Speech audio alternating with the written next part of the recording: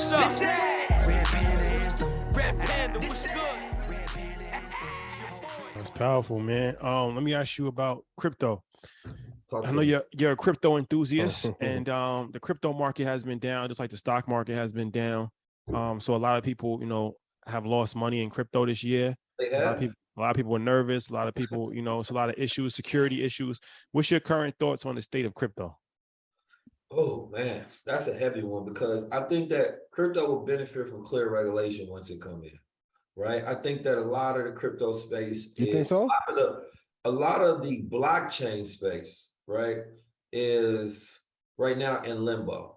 The reason I say clear regulation is because you can't really build without fear of knowing whether when you build something successful is going to be attacked later by the SEC because you didn't know that you broke a rule that doesn't exist yet, right?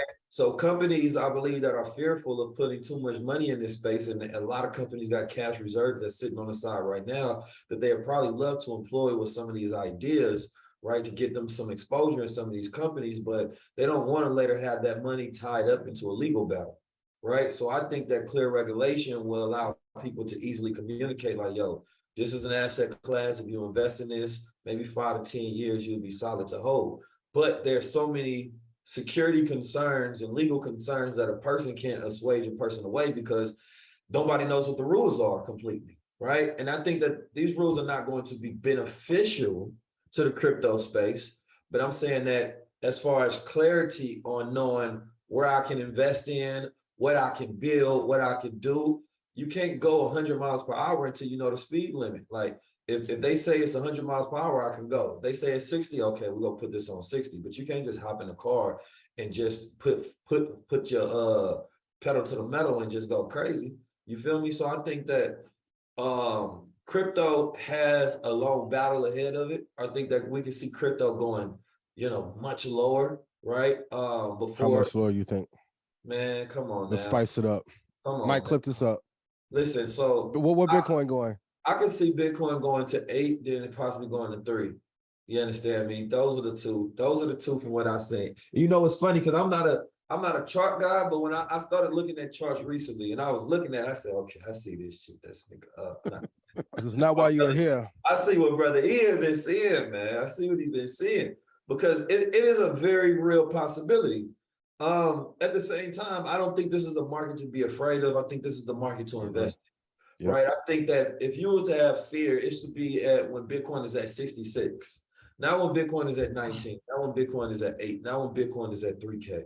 That's when you go all in, you triple, you double down. You understand? If you get to 8, boy, I'm gonna pile in heavy. Come on, 8 is my sweet spot. If it gets to 3, then I want to sell everything I can to buy it. That's it. Like the Rolexes, the gold, everything got to go. Yeah, we officially call that loading the boat. Yeah, that's the super load right there. But 8 is a very great sweet spot.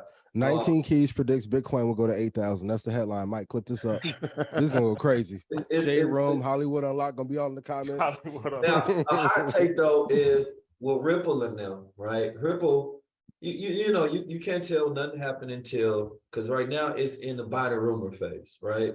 So Ripple is up almost 80%, and within this from the third quarter, I think it's at like 48 right now. It had went down to around like 33, 31. It had went up to around 56. So a lot of people have been making money on Ripple, right? XRP. And right now their legal situation is at this point where both sides have talked to the judge and say that we need to final review of the case.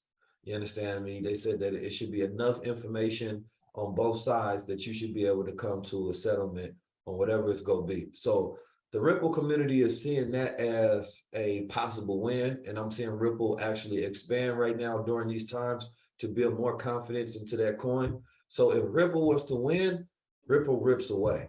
And Ripple can take over certain market caps because even during this legal battle, the court of Ripple has remained stronger than ever. I mean, we've seen it strong during recession, during world economic plights, during inflation, during crypto winter. Ripple actually makes no sense whatsoever. Now, if they lose the case, you see Ripple going down to a penny. But if they win, that would be scary. Yeah. Ripple gets disrespectful to the market.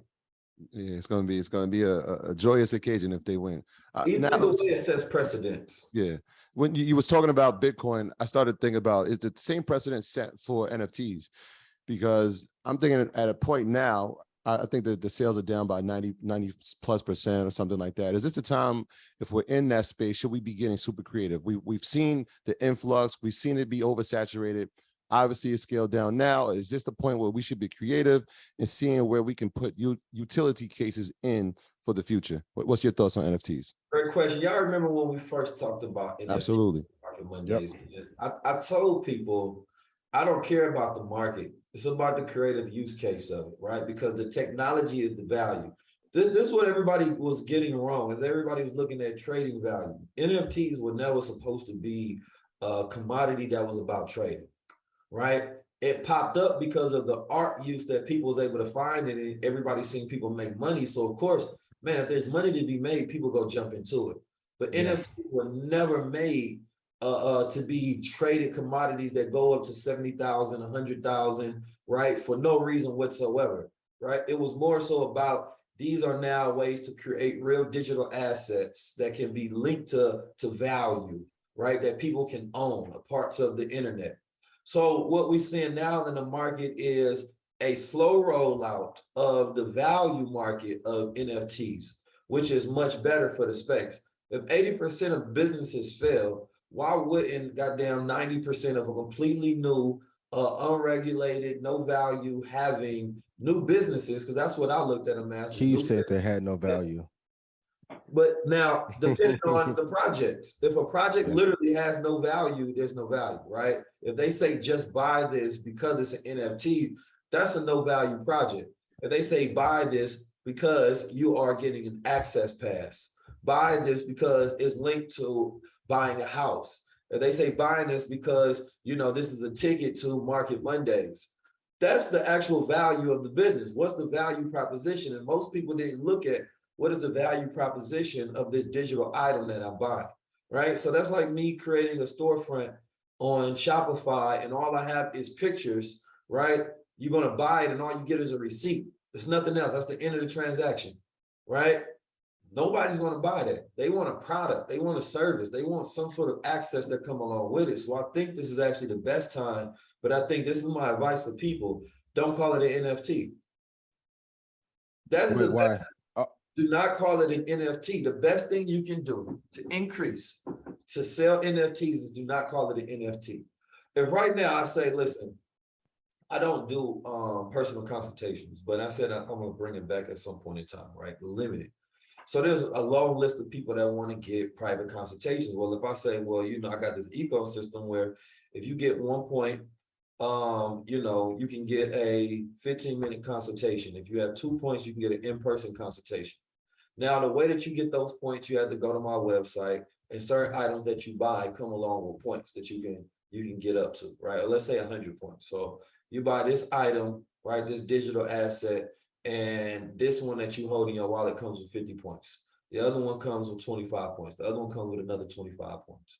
So now people are buying these points because they want to get the unlockable, which is the ability to get this consult. If I say buy NFT, the emotions, right, and the connotation and all of the news attached to an NFT is based upon its trading value, Bored Ape Yacht, all of these different things. But if I say point, it's just a product that you get access to a service, right? And I'm utilizing non-fungible tokens because it's the best way to track, right? When I'm doing, or SBTs, which is soul value tokens, which people started rolling out, right? If they want lifetime membership where they can't trade at a movement, which I think is completely better than NFTs, it's getting directly to what is the value.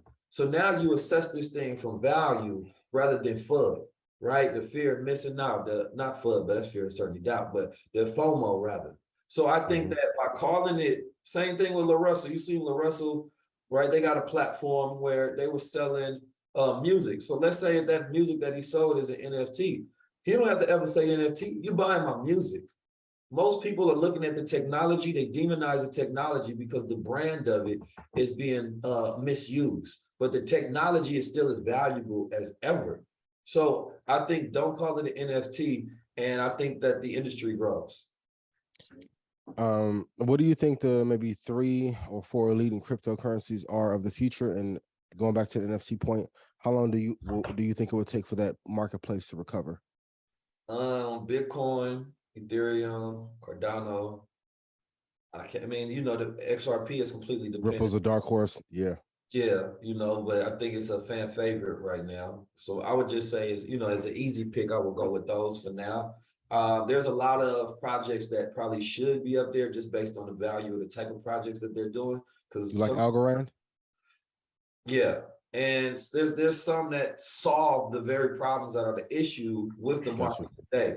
And I think that if companies was looking, let's say that they got an allocation of 20% of their budget to go into that space, I think that they will be looking for companies that actually solve problems in the real world, right? So there's going to be some right now that's probably not on the top 10, that's lower market caps, that are actual real companies that solve real problems. Say that again. Yes.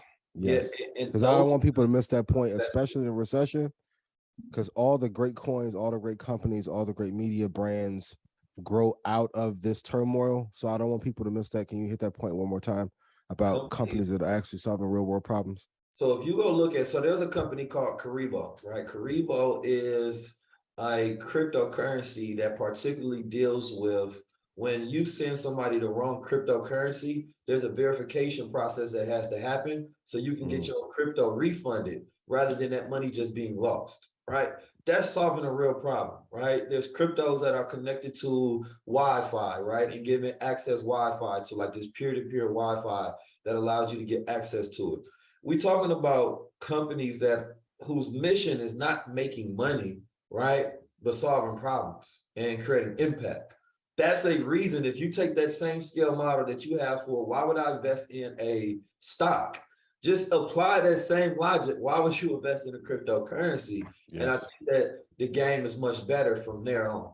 This that Red Panda Anthem. Ian, what's up? This that Red Panda Anthem. Red Panda, what's good? Red Panda Anthem. Whole clip going up. I know they can't stand it.